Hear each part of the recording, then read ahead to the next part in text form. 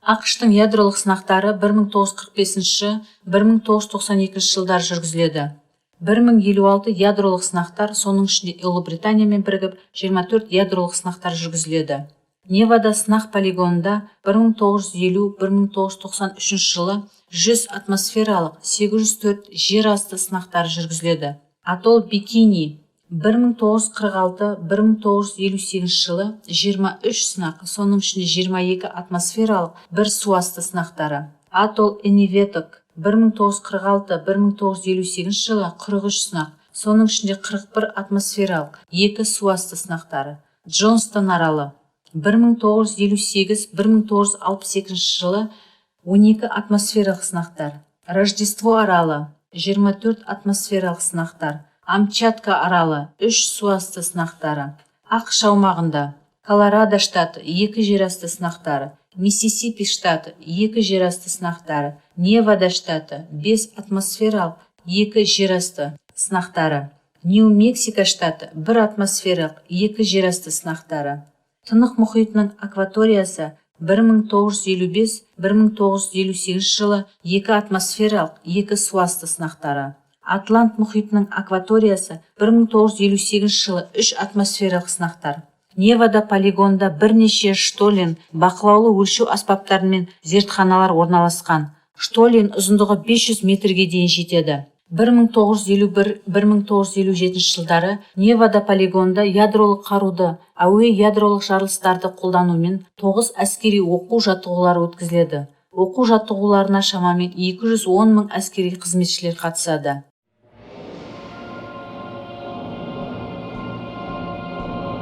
21 ғасырдың басында ақш басшылығы құрлықаралық баллистикалық зымырандарды, атом сүңгір қайықтардағы баллистикалық зымырандарды және ядролық қару мен стратегиялық бомбалаушыларды қамтитын стратегиялық триаданың жаңа тұжырымдамасын қабылдайды. Тұжырымдама жоғары әскери даярлықтағы қарудың жоғары тоқты жүйесін қолданумен ядролық қаруға тәуелділікті азайтуға мүмкіндік береді.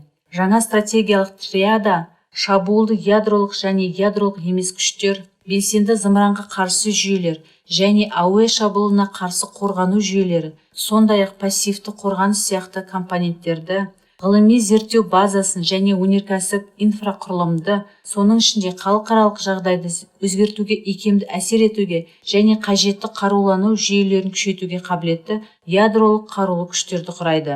Деректерге сүйенсек, 2013 жылғы жағдай бойынша СНВ-3 шарт аясында ақш-тың қарулы күштері 809 ядролық қару тасымалдағышына және 1688 соғыс құралдарындағы жарылғыш заттарға ие. Сонымен қатар ұзақтығы 11300 км Минитмен-3 құрлықаралық баллистикалық зымырандары, Trident 2D5 сүңгір қайықтардың баллистикалық зымырандары бар. Соңғысының ұшу ұзақтығы 11000 км-ді құрайды. ақш-тың әскери теңіз күштерінің құрамында Огайо қаласындағы 14 сүңгір қайықтары, әскери құрамда 12 қайық бар, екеуі күрделі жөндеуде. Ұшу ұзақтығы 12000 км Б-52Н ауыр бомбалаушылар, ұшу ұзақтығы үлкен AGM-86 және AGM-129 қанатты зымырандарды тасымалдағыштар бар. Spirit Б-2А стратегиялық бомбалаушы стелс технологиясы бойынша жасалған. Бұл әлемдегі ең қымбат ұшақ, оның құны 1,2 миллиард ақш долларды құрайды. Lancer Б-18 стратегиялық бомбалаушы қарсыластың аумақ тереңдігінде стратегиялық объектілерді қанатты зымырандармен талқандауға арналған.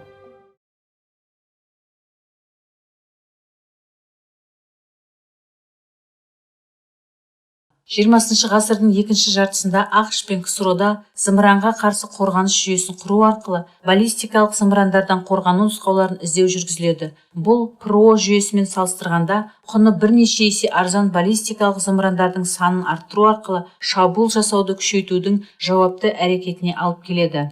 1972 жылы ақш пен КСРО арасында зымыранға қарсы қорғаныс туралы шарт жасалады. Осы шарт бойынша ақш пен КСРО зымыранға қарсы қорғаныстың бір ғана ауданына ие болады. Сондықтан проблема шиеленісі төмендейді. 1983 жылғы 20 наурызда ақш президенті Рейган ғарышты қоса алғанда зымыранға қарсы қорғаныстың кең ауқымды жүйесін құруға бағытталған стратегиялық қорғаныс бастамасының бағдарламасын жариялайды.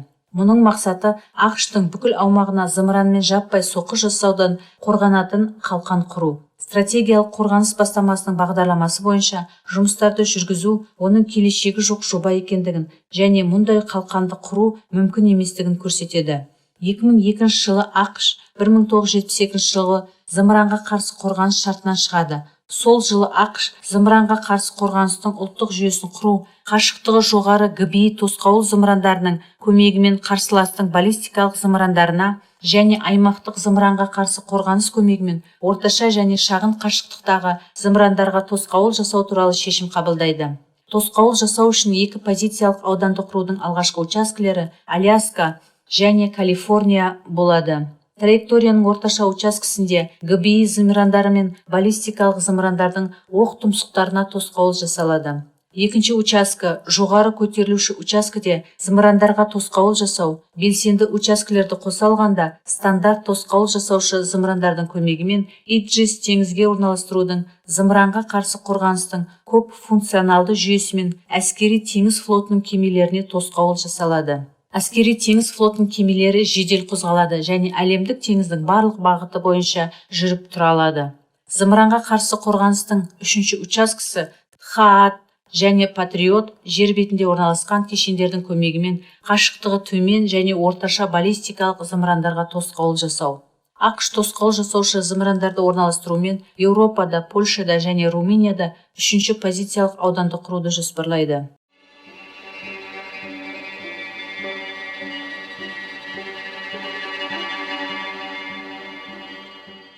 1942-1943 жылдары ақш-та атом өнеркәсібінің алғашқы объектілерін құру басталады.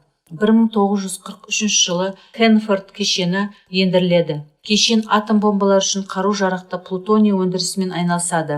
40 жыл пайдалану кезінде 57 тонна плутоний өндіріледі. Пайдалану нәтижесінде кешенде 204 000 текше метр радиобелсенді қалдықтар сақталады. Лос-Аламос ұлттық зертханасы 1943 жылы құрылады. Мұнда атом бомбалары әзірленеді және өндіріледі. Лоуренс атындағы Ливермор ұлттық зертханасы құрылады. Онда ядролық қару өндіріледі. Ливермор Альбукерк қаласындағы Сандия ұлттық зертханасы 1992 жылда бастап ақш ядролық арсеналының пайдалану қауіпсіздігіне қолдау көрсетумен айналысады. Амарилла Пантекс зауыты қазіргі уақытта ядролық оқ тұмсықтарды қайта құрумен айналысады. У-12 Ок-Ридж орталығы байытылған уранды өндірумен ядролық қарудың барлық түрлері үшін қосалқы бөлшектерді өндірумен айналысады.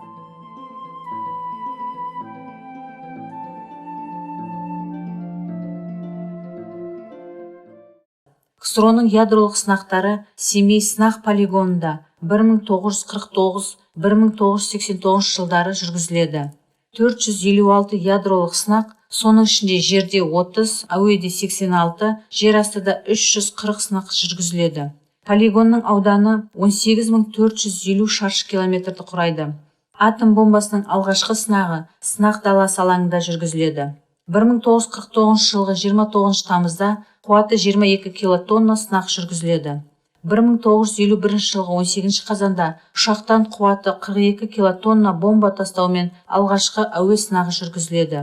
1953 жылғы 12 тамызда қуаты 400 килотонна термоядролық құрылғының сынағы жүргізіледі. 1955 жылы сутекті бомбаның алғашқы сынағы жүргізіледі. Сынақ даласы алаңында барлығы 113 сынақ, соның ішінде жерде 30, әуеде 86 сынақ жүргізіледі. Сонымен қатар жер асты сынақтары да таулы жерде Дегелян алаңында жүргізіледі. Көлденең ұңғымаларда 215 ядролық сынақ жүргізіледі. Балапан алаңында жер асты сынақтары тік ұңғымаларда жүргізіледі. Сонымен қатар сынақтар Сарыөзен алаңында да жүргізіледі. 1965 жылғы 15 тамызда халық арасында атом көлі деп аталған жасанды су қоймасын жасау мақсатында ұңғымада жарыс жүргізіледі. 1956 жылы полигонда атом қаруын қолданумен әскери әуе десантты бөлімінің қатысуымен әскери оқу жаттығулар өткізіледі. Барлығы 456 ядролық сынақ жүргізіледі.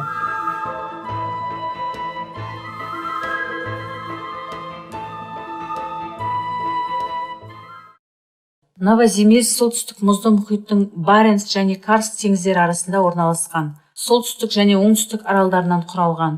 Полигонда 3 технологиялық аймақтар белгіленеді. Черная теңізге құйылған жері, Белушья теңізге құйылған жері және Рогачева теңізге құйылған жері. Сынақтар 1955 жылы басталады. 130 сынақ, соның ішінде әуеде 85, жер бетінде 1, су бетінде 2, жер астында 39, су астында 3 сынақ жүргізіледі. Қуаты 1,6 мегатонна термоядролық зарядтың алғашқы жарылысы 1957 жылғы қыркүйекте жүргізіледі.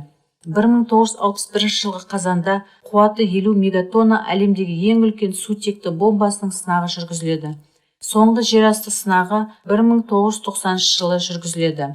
Семей және Новоземельск полигондарынан басқа жарылыстар Аралда да 1954 жылы Орынбор облысының Капустин-Яр полигонында Тотский әскери оқу-жаттығулары кезінде орын алады. Әуе ядролық жарылысты қолданумен оқу жаттығуларына 46 әскери қызметші қатысады. Осы полигондарда 12 ядролық жарылыстар жүргізіледі. Нәтижесінде КСРО 715 ядролық сынақтар жүргізеді.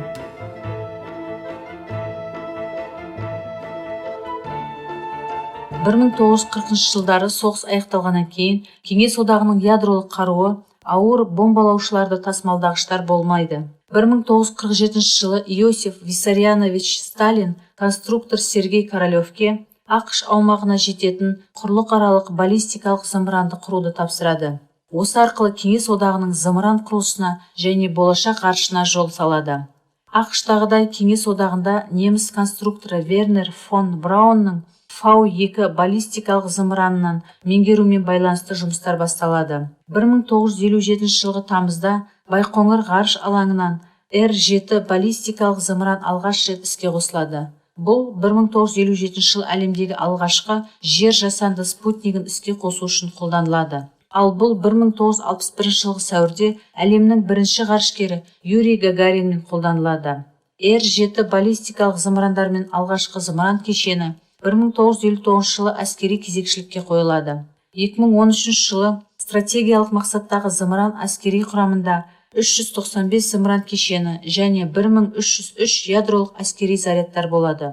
Ұшу ұзақтығы 11 000 километрге дейін Воевод УР-100Н Р-36М2 баллистикалық зымырандары, бөлінетін 10 тұмсық бөліктермен УТТХ Р-36М2 шахталы іске қосу қондырғыларына орналастырылады.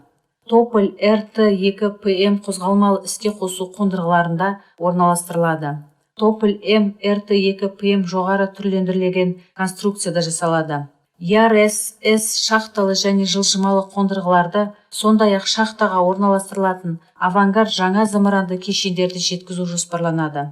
2014 жылғы жағдай бойынша Ресейде әскери теңіз күштерінің құрамында ұштық бөліктері бөлінетін баллистикалық зымырандары бар Кальмир, Дельфин, Акула, Борей деп аталатын 7 атом сүңгір қайықтар Булава, Р-29Р, Р-39, Р-29РМ, Р-30 кластағы зымырандар болады. Ресейдің стратегиялық авиациясы стратегиялық бомбалаудың екі түріне ие. Ту-95МС және Ту-160 жабдығында қашықтығы 3000 километрге дейін Х-55 қанатты зымырандары бар. 2019 жылы Ту-95МСМ-4 жаңартылған бомбалаушыларды жеткізу жоспарланған.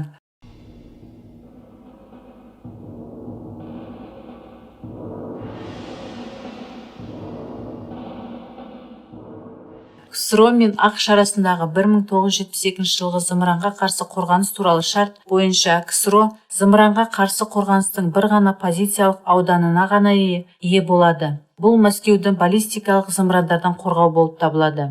1978 жылы А-35 жаңартылған жүйе қабылданады. 1989 жылы А-135 жетілдірілген жүйесі қабылданады. Оның құрамында Дон-2Н радиолокациялық станция, атмосферадан нысандарға тосқауыл жасауға бағытталған 68 тосқауыл жасаушы зымырандар және атмосферадан тыс нысаналарға тосқауыл жасауға арналған 38 зымыран кіреді. Қаралану мақсатында жеткізілген А-235 жаңа жүйесі құрылады. С-300, С-400 зениттік зымыранды кешендермен жабдықталады. Олар зениттік басқарылатын зымырандарды қолданатын зымыранға қарсы, ұшаққа қарсы қорғаныстың жаңа заманына жатады. Спутникті төмен орбитада гипердыбыстық және қанатты зымырандарды құлатуға қабілетті. С-500 жаңа жүйесін жеткізу жоспарланған. Кеңес одағында 70 жылдардың басында 36 000 километр қашықтыққа дейін геостационарлы орбиталарда ғарыштық спутниктерге тосқауыл жасау жүйесі әзірленеді. 1979 жылы ИСМ спутник жойғыш жүйесі әскери кезекшілікке қойылады. Ғарышқа қарсы қорғаныс жүйесі құрылады. Одан әрі ИСМУ маневр жасайтын спутниктерді тосып алу жүйесі, сонымен қатар жаудың ядролық зарядымен ғарыштық спутниктерді тосып алу жүйесі құрылады. 1983 жылғы тамызда Кеңес одағының коммунистік партиясының бас хатшысы Юрий Андропов ИСМУ бағдарламасын ойламаған жерден жабады. Андропов қайтыс болғаннан кейін бағдарлама қайта іске қосылады. Бағдарламаны жабу және оның объектілерін бұзу бойынша белсенді жұмысты КСРО-ның сыртқы істер министрі Эдуард Шеварднадзе атқарады, бірақ КСРО-ның қорғаныс министрлігі бағдарламаны қалдырады. 1991 жылғы сәуірде геостационарлық орбиталарда қауіпті спутниктерді тосып алу үшін ИСМУ кешені әскери кезекшілікке қойылады. ақш-тың ғарышқа қарсы қорғаныс жүйесін әзірлеуге қарамастан, Ресей президенті Ельциннің 1993 жылғы 26 сәуірдегі жарлығымен ИСМУ кешені Ресейдің әскери күштерінің пайдаланылуынан шығарылады.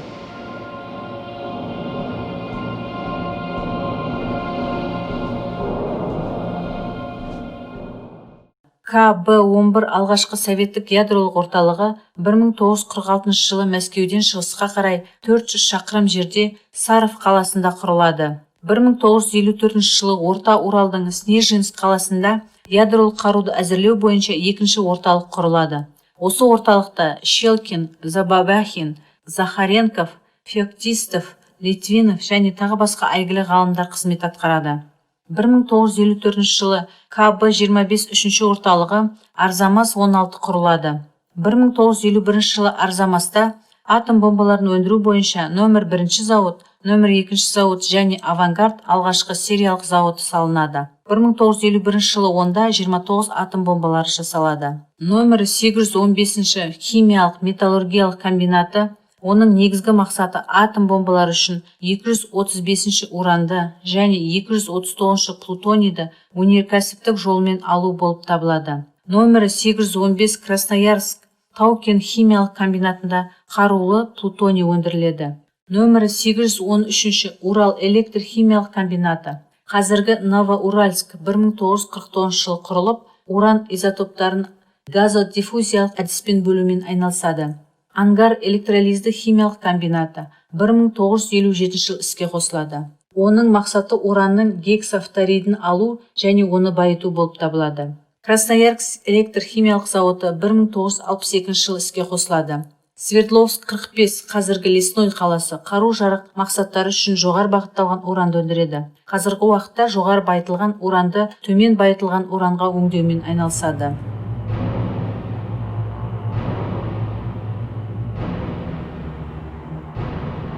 1945-1953 жылдары ақш басшылығы Кеңес одағына ядролық соққы жасау, соғыста жеңіске жету және ақш шартымен бітімгерлік жасау арқылы атом қаруының монополиясын пайдаланып, әлемдік көшбасшылыққа ұмтылады. Саяси негіздеме ретінде советтік қауіп туралы тезис қолданылады. ақш атом бомбалар мен бомбалаушылар Кеңес одағының аумағына кіре алатындай КСРО шекарасының маңына әскери базалар желісін құра бастайды. Сонымен қатар елдің адам өлімі сияқты зор шығынға алып келетін жаудың алғашқы соққысы жасалғаннан кейін ақш аумағына екінші соққы жасау тұжырымдамасы әрекет етеді. Труменнің доктринасына сәйкес келесі жоспарлар құрылады. 1945 жылғы қараша Таталити жоспары, 1946 жылғы маусым Пинчер жоспары, 50 бомба мен 20 советті қалаларға соққы жасау. 1945 жылғы наурыз Бройлер жоспары, 34 атом бомбалар мен 24 советті қалаға соққы жасау. 1948 жылы Фролик жоспары, 50 атом бомбасы мен 20 қалаға соққы жасау. 1948 жылғы Чариотир жоспары, 133 атом бомбасы мен 70 советтік қалаларға, соның ішінде 8 бомба Мәскеуге, 7 бомба Ленинградқа соққы жасау. Нәтижесінде 28 миллион адам арасынан 6,7 миллион адам қаза болуы мүмкін еді. 1948 жылғы мамыр Флитвуд жоспары, 1948 жылғы желтоқсан Сизел жоспары, 1949 жылғы қаңтар Троян жоспары, 220 атом бомбалары мен 104 қалаға соққы жасау. 1944 жылғы қазан шейкдаун жоспары 400 бомбаны қолдану. 1949 жылғы желтоқсан офтакл жоспары. 1949 жылы дропшот жоспары 300 атом бомбаларын 200 қалаға қолдану. Мақсаты 85% советтік өнеркәсіптік әлеуетті жою. 1953-1961 жылдардағы жаппай ядролық кек алу доктринасы. 1954 жылғы президент Эйзенхауэрдің жоспары 730 атом бомбаларымен соққы жасау. 1956 жыл КСРО-ға 2997 нысаналарға соққы жасау.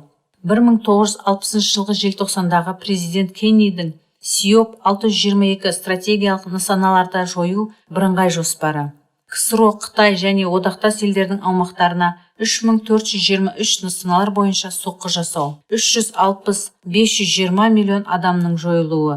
1961 жылғы президент Кеннидің СИОП 63 жоспары. КСРО, Қытай және Варшава шартына қатысушы елдерге 60 мың нысаналар бойынша соққы жасау. 1971 жылғы реалистік қорқыту доктринасы. Президент Никсонның СИОП 4 жоспары. КСРО, Қытай және Варшава шартына қатысушы елдерге 60 мың нысаналар бойынша соққы жасау. 1975 жылғы президент Фордтың СИОП 5 жоспары. КСРО, Қытай және Варшава шартына қатысушы елдерге 25 мың нысаналар бойынша соққы жасау. 1980 жылғы президент Картердің СИОП 5 жоспары. Ядролық соққы жасаудың 3 нұсқасы. Талқандау объектілер саны 40 мың. Бұл әрбір қалада 250 мың тұрғындар санын құрайтын 900 қала. КСРО, Қытай, Вьетнам, Куба мен Варшава шартына қатысушы елдердегі 1500 өнеркәсіптік объектілер, 3500 әскери нысаналар. 1986 жылғы президент Рейганның СИОП 86 жоспары 16 мың нысаналар бойынша соққы жасау. 1992 жылғы шілдедегі президент Буштың СИОП 93 жоспары 4 мыңға дейін нысаналарды қирату. 1999 жылғы қазандағы президент Клинтонның СИОП 00 жоспары Ресейдің 2260 объектісіне соққы жасау. 2008 жылғы президент кіші Буштың Опланд 80-10 жоспары бірнеше әлеуетті жауларға қарсы жоспарлар жинағы. Советтік әскери доктрина спутниктердің және радиолокациялық станциялардың көмегімен КСРО объектілеріне ядролық шабуылы аяқталғаннан кейін жауапты ядролық соққы жасауды қарастырады. Осыдан кейін қалған баллистикалық зымырандармен және сүңгір қайықтардың баллистикалық зымырандармен соққы жасау жоспарланады. Бұл 1984 қабылданған судный день машинасы, периметр немесе мертвая рука жартылай автоматты бағдарламасы. Солтүстік полюс арқылы қысқа жолмен жаппай шабуыл жасау кезінде құрлық аралық баллистикалық зымырандар нысаналарға жеке бағытталған тұмсық бөліктерге бөлінген 10 тұмсыққа ие болады. Олар жаудың зымыранға қарсы қорғану жүйесінің жұмысын қиындататын кесек темір мен шар түріндегі жалған нысаналарды атқылайды.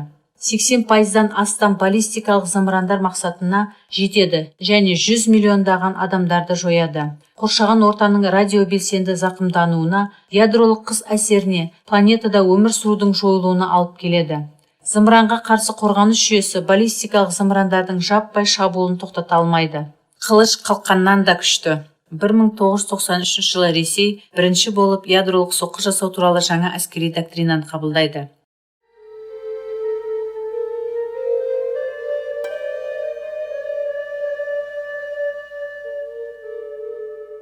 1955 жылғы мамырда КСРО барлық ядролық сынақтарды тоқтатуға бастама жасайды, бірақ батыс елдерінің қолдауы болмайды. Қайшылықтарға қарамастан 1958 жылы Женевада КСРО мен ақш арасында сынақтарға тыйым салу туралы келіссөздер басталады. 1961 жылы Біріккен ұлттар ұйымының бас ассамблеясы 1963 жылғы 1 қаңтардан бастап ядролық сынақтарды тоқтату туралы шешім қабылдайды. 1962 жылы Кариб дағдарысы ядролық сынақтарды тоқтатуға негіз болады. 1963 жылы 5 тамызда Мәскеуде ядролық сынақтарға жер астынан басқа атмосферада, ғарыштық кеңістікте және су астында ядролық қаруды сынауға тыйым салу туралы шартқа қол қойылады. Шартқа КСРО, ақш және Ұлыбритания қол қояды. Шарт ядролық сынақтарды шектеу бойынша алғашқы халықаралық келісім болып саналады. Ядролық қаруды таратпау туралы шарт Біріккен ұлттар ұйымының бас ассамблеясымен 1968 жылғы 1 шілдеде қол қоюға ашық деп жарияланды. Қазіргі уақытта оның қатысушылары 187 елді құрайды. Оған 3 ресми ядролық елдер Үндістан, Пакистан және Израиль қатыспайды. 2003 жылғы қаңтарда шарттан Солтүстік Корея бас тартады. Шарт ядролық қаруға ие, ядролық қаруды бермеу немесе ядросыз елдерге олардың қолданылмауын бақылау бойынша елдердің міндеттемелерін қамтиды. Ядролық қаруға ие мемлекеттің қатарына 1967 жылғы 1 қаңтарға дейін ядролық сынақ жүргізілген мемлекеттер кіреді. Стратегиялық шабуыл жасауды шектеу бойынша ОСВ бір шартына 1972 жылғы 28 мамырда қол қойылады. Шарт алғаш рет 1972 жылдан 1977 жылға дейін 5 жыл мерзімге қарулануды шектеуге нақты бөгет болады. Құрлық аралық баллистикалық зымырандардың жаңа стационарлы іске қосу қондырғыларына бақылау, сонымен қатар сүңгір қайықтардың санын және сүңгір қайықтардың баллистикалық зымырандарының іске қосу қондырғыларын ұлғайтуға бақылау қойылады. Жаңа шахталық қондырғыларды ауыр құрлық аралық баллистикалық зымырандарды өндіруге тыйым салынады. Сонымен қатар зымыранға қарсы қорғаныс жүйесін шектеу туралы шарт жасалады. Зымыранға қарсы қорғаныс жүйесінің бір позициялық ауданы ғана белгіленеді. Ел ішінде тосып алу зымырандарының саны 100-ден артық болмау керек деген шектеулер қойылады. Шарттың әрекет ету мерзімі шектеусіз. 2002 жылғы 13 шілдеде ақш бір жақты тәртіпте зымыранға қарсы қорғаныс шартынан шығады. ОСВ-2 стратегиялық қарулануды шектеу туралы шартқа 1979 жылғы 18 шілдеде Венада қол қойылады. Шартта баллистикалық зымырандарға, сүңгір қайықтарға, сондай-ақ қанатты зымырандармен жабдықталған ауыр бомбалаушыларға шектеу қойылады. 1979 жылы советтік әскерлердің Ауғанстан аумағына кіруіне байланысты шарттың күші жойылады. Осыған қарамастан, тараптар өзара келісім бойынша 1986 жылға дейін шартты орындайды. РСМ-ді орташа және төмен қашықтықтағы зымырандарды жою туралы шартқа Вашингтонда 1987 жылғы 8 желтоқсанда қол қойылады. Бұл ядролық қарудың екі класын 500 километрден 5500 километрге дейінгі қашықтықтағы жерде орналастырылған баллистикалық және ядролық зымырандарды жою туралы тарихтағы алғашқы шарт болып табылады. Шарт әрбір ел үшін ядролық қаруландың шекті деңгейін белгілейді. Шартқа сәйкес барлық қарумен шабуыл жасау ұлттық аумақта шоғырлануы тиіс. 2019 жылғы 2 ақпанда ақш шартқа қатысуын тоқтатса, көп ұзамай Ресей де өзінің қатысуын тоқтатты. Шабуыл жасауды қысқарту және шектеу туралы шартқа Мәскеуде 1991 жылғы 31 шілдеде қол қойылады. КСРО-ның ыдырауына байланысты Ресей оның құқық жалғастырушысы болып қалады. Осы шарттың қатысушылары Кеңес одағының ыдырауынан кейін қалған ядролық әлеуетке ие Қазақстан, Беларусь және Украина болады. Шарт 1994 жылы күшіне енеді және 2009 жылғы 5 желтоқсанға дейін әрекет етеді. Ядролық сынақтарға тұтастай тыйым салу туралы шарт 1996 жылғы 10 қыркүйекте Біріккен ұлттар ұйымының бас ассамблеясының сессиясында мақұлданады және 24 қыркүйектен бастап қол қоюға ашық деп жарияланады. 2013 жылғы жағдай бойынша шартқа 183 ел қатысады. Шарттың сақталуын бақылау жүйесі сейсмикалық, гидроакустикалық, радионуклидті және инфрадыбыстық станцияларды қоса алғанда 337 объектіні қамтитын халықаралық мониторинг жүйесін қарастырады. Ресей мен ақш арасындағы стратегиялық шабуыл жасау әлеуетін қысқарту туралы шартқа Мәскеуде 2002 жылғы 24 мамырда қол қойылады. Шартқа сәйкес тараптар стратегиялық тасымалдағыштардың ядролық зарядтарын қысқартуға міндетті. Олардың саны 2012 жылғы 31 желтоқсанда 1700-2000 бірліктен көп болмауы тиіс. Стратегиялық қарулы шабуыл жасауды одан әрі қысқарту бойынша шаралар туралы шарт Прагада 2013 жылғы 8 сәуірде жасалады. 2011 жылғы 5 ақпанда шарт 10 жыл мерзіммен күшіне енеді. Ол 2002 жылғы шарттың орнына әрекет етеді және ядролық қаруланудың шекті деңгейін белгілейді. 70 бірлік ашық ядролық тасымалдағыштар үшін 1550 бірлік ашық тасымалдағыштардың ядролық оқ зарядтары үшін 800 бірлік құрлық аралық баллистикалық зымырандардың, сүңгір қайықтардың және ауыр бомбалаушылардың ашық және ашық емес іске қосу қондырғылары үшін 2016 жылғы 23 қыркүйекте Біріккен ұлттар ұйымының қауіпсіздік кеңесімен ядролық сынақтарға ғаламдық тыйым салу туралы резолюция қабылданады.